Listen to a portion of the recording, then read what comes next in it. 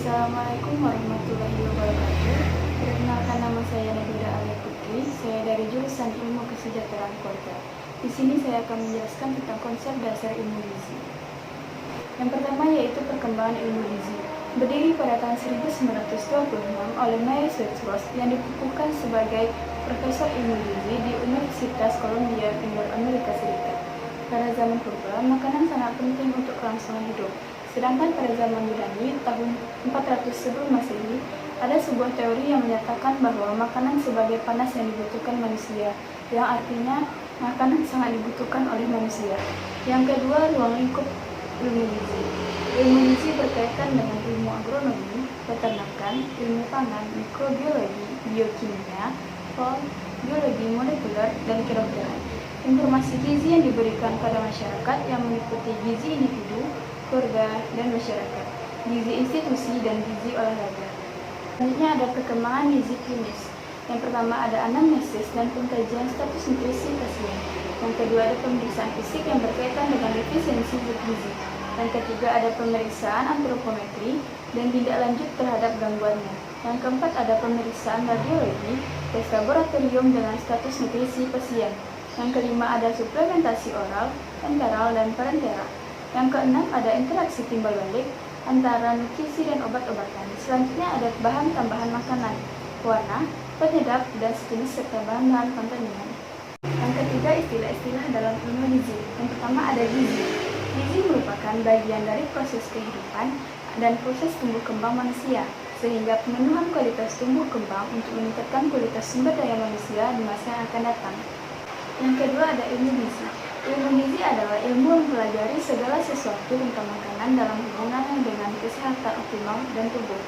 Yang ketiga ada zat gizi. Zat gizi adalah ikatan kimia yang diperlukan tubuh untuk melakukan fungsinya, yaitu menghasilkan energi, membangun dan memelihara jaringan, serta mengatur proses-proses kehidupan. Yang keempat ada pangan. Pangan adalah istilah umum untuk semua bahan yang dapat dijadikan makanan. Yang kelima ada makanan. Makanan adalah bahan selain obat yang mengandung zat gizi atau unsur-unsur ikatan kimia dan dapat diubah menjadi zat gizi yang cukup yang berguna bila dimasukkan ke dalam tubuh. Yang keenam ada bahan makanan, yaitu makanan dalam keadaan mentah. Yang terakhir ada status gizi, yaitu ekspresi dari keadaan keseimbangan dalam bentuk variabel tertentu atau perubutan dari itu dalam bentuk variabel tertentu. Yang keempat ada faktor-faktor yang mempengaruhi zat gizi. Menurut UNICEF ada 3 penyebabnya. Yang pertama, penyebab langsung. Terdapat 2 penyebab langsung gizi buruk, yaitu asupan gizi yang kurang. Kurangnya asupan gizi dapat disebabkan karena terbatasnya jumlah asupan, makanan yang dikonsumsi, atau makanan yang tidak memenuhi unsur gizi yang dibutuhkan. Yang kedua, ada penyakit infeksi.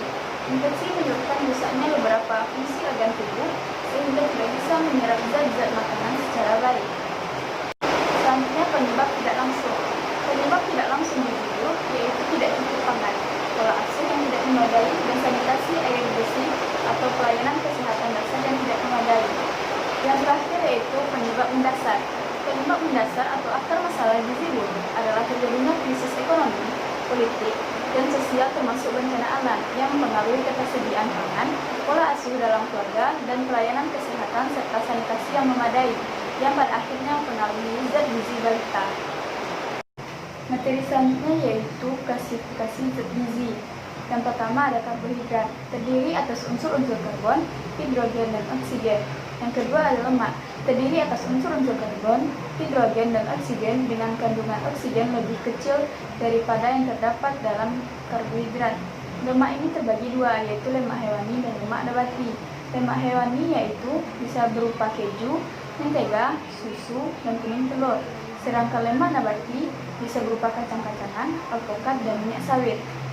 Yang ketiga ada protein, terdiri atas unsur-unsur karbon, hidrogen, dan oksigen, nitrogen, dan kadang-kadang sulfur, yang tersusun atas bentuk asam-asam amino. Protein juga terbagi 2, yaitu protein hewani dan protein nabati. Protein hewani berupa ayam, daging, ikan, telur, dan susu. Sedangkan protein nabati bisa berupa kacang-kacangan, tahu, tempe, dan sayur-sayuran lainnya. Yang keempat ada vitamin, merupakan ikatan-ikatan organik yang membantu berbagai reaksi biokimia dalam tubuh. Sumber vitamin lebih banyak terdapat pada sayur-sayuran dan buah-buahan. Yang kelima ada mineral, adalah unsur-unsur atau ikatan-ikatan anorganik yang memegang peranan penting dalam reaksi-reaksi metabolisme dan sebagai bagian struktural jaringan tubuh seperti tulang. Yang terakhir ada air, berperan sebagai pelarut dan sebagai alat transport zat-zat gizi serta sisa-sisa pencernaan dan metabolisme. Ada 3 sumber air bagi tubuh, yaitu air yang berasal dari minuman, air yang terdapat dalam makanan yang kita makan, serta air yang berasal dari hasil metabolisme di dalam tubuh. Baiklah, hanya itu yang dapat saya sampaikan. Terlebih dan terkurangnya saya mohon maaf. Terima kasih. Assalamualaikum warahmatullahi wabarakatuh.